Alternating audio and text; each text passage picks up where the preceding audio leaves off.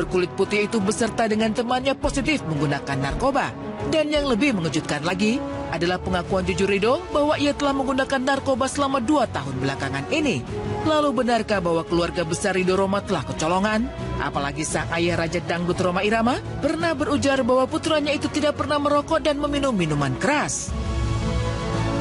Oke, terkait Ridho, tentunya saya merasa prihatin, merasa sedih, merasa hancur hati saya. Kenapa? Karena Ridho ini korban narkoba yang ke-10 juta sekian mungkin ya.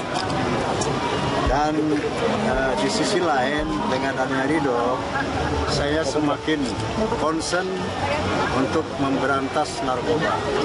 Karena narkoba ini sudah menjadi musuh bangsa, kita sudah darurat narkoba. Dan ini saya tidak melihat lagi bahwa ini business oriented. Ini sudah proxy war.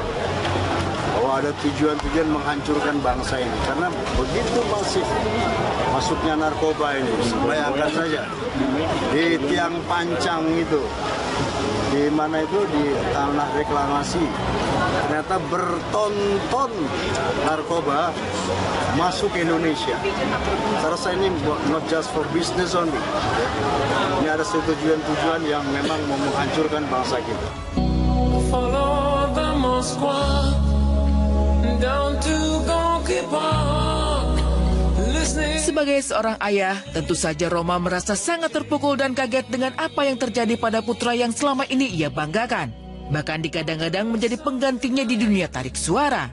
Namun tak ingin larut dalam kesedihan, Rhoma memilih menjadikan kasus yang menyeret putranya dalam pusaran barang haram narkoba itu sebagai motivasi bagi dirinya dan juga memotivasi Ridho untuk berhenti berurusan dengan barang haram bernama narkoba. Oleh karena itu, dengan Ridho terkena narkoba, saya semakin termotivasi untuk bersama-sama BNN dan seluruh komponen bangsa berperang melawan narkoba.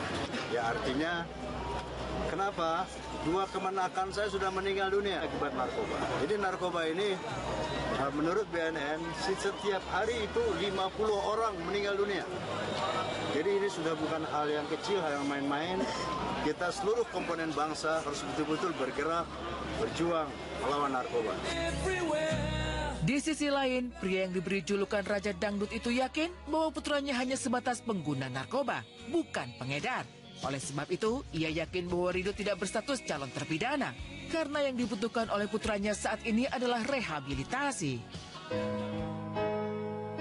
Ya, artinya sesuai dengan undang-undang, kalau pengguna itu kan direhab. Nah, kalau agen itu ya tentunya akan dipidanakan. Jadi saya juga memang berharap agar Ridho direhab secara optimal dan maksimal.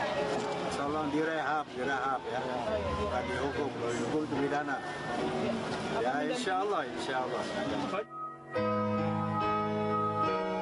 Siap mendampingi putranya hingga benar-benar sembuh total dari candu narkoba, pentolan Soneta Group itu juga rupanya sudah berkomunikasi dengan Ridho pasca penangkapan. Ia mengaku tidak marah kepada putranya dan meminta putranya untuk kembali ke jalan yang benar. Ia juga bersyukur penangkapan putranya oleh kepolisian telah menyelamatkan Ridho dari ancaman kematian akibat overdosis narkoba.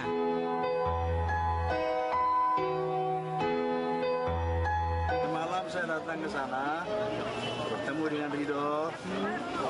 Ya, itulah artinya saya katakan bahwa jadikan ini yang pertama dan terakhir. Jadikan ini pelajaran yang berharga, dan Papa tidak marah sama kamu, tapi Papa marah sama produsen dan bandar narkoba. Tolong bantu Papa untuk melawan narkoba. Jadi sadarkan diri kamu, bangkit lagi melawan narkoba. Ya, artinya dia minta maaf, menyesali itu, dan ini akibat pengaruh pergaulannya ya, di era IT, di era modern ini. Itulah artinya, mudah-mudahan ya Ridho dan menjadi pelajaran besar. Dan saya masih bersyukur ya, Ridho tidak OD. Karena berapa banyak anak bangsa kita ini sudah jutaan yang mati karena narkoba.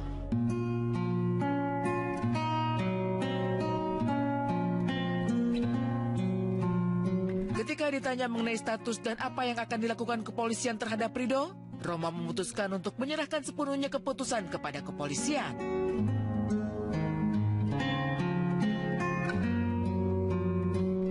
Itu tugas kepolisian lah. Tapi yang pasti kami dari saya sendiri, Rhoma Irama, Soneta Group, dan PAMI, bahkan idaman komitmen akan bekerja sama dengan BNN, siap menjadi agen BNN untuk berperang melawan narkoba di Indonesia.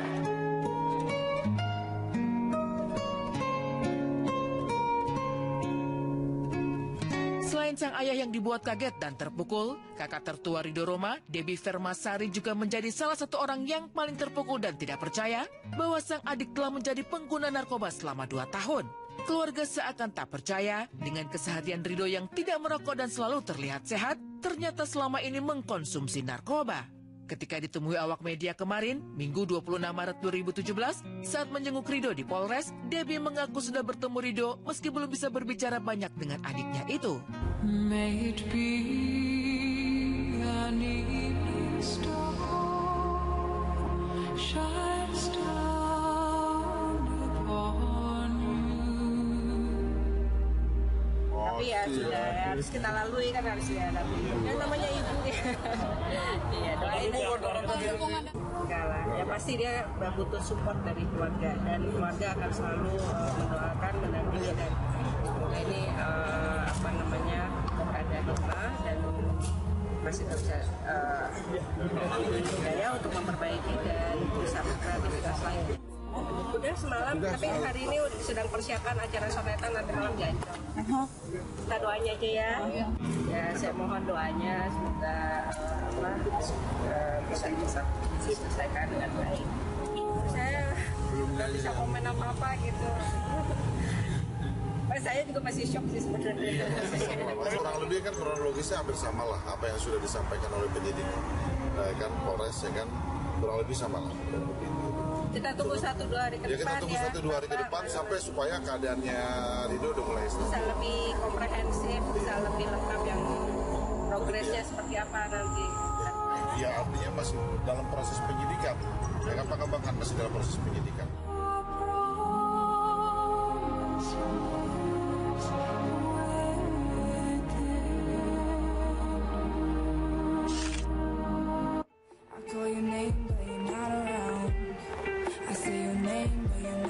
Pemirsa, selamat pagi. Kita kembali berjumpa di Insert Pagi bersama dengan saya Nadia Mulya, dan berita pertama kali ini memang merupakan headline dari banyak sekali berita-berita di luar sana mengenai Ridho Roma yang tertangkap dengan narkoba, tepatnya syabu 0,7 gram beserta juga dengan alat hisap, dan sesudah diamankan akhirnya diketahui pemirsa bahwa memang Ridho telah melakukan ini selama sekitar 2 tahun lamanya.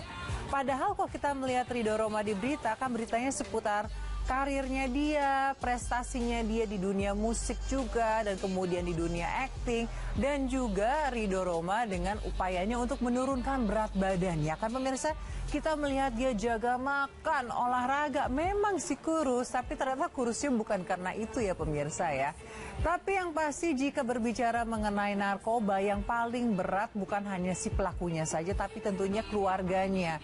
Nah, Bang Roma sendiri yang saat ini sedang fokus di